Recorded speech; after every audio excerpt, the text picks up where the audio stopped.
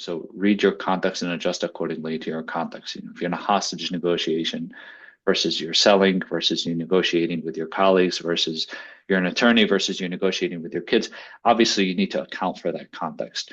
But generally, we've mentioned a couple of those skills that come to mind that you need to apply. So the first one of which is you need to be able to communicate with clarity about what it is that you're trying to achieve. That's one. Two, the second thing that comes to mind, and I call this concept in my book, Scott, friction.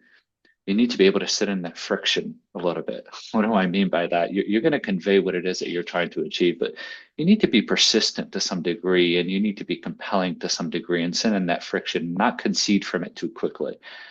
The reason being is you want the other person to take that thing that you just conveyed seriously. You want them to know that you're thinking through this, that you're calculated, that you're thought through. You're not just throwing out whatever it is out there. So those are two things.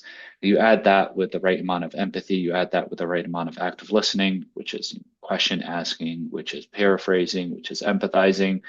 Combination of those two things, combination, not those two things, I mentioned a bunch of things, but combination of those things more often than not tends to drive you in the right direction.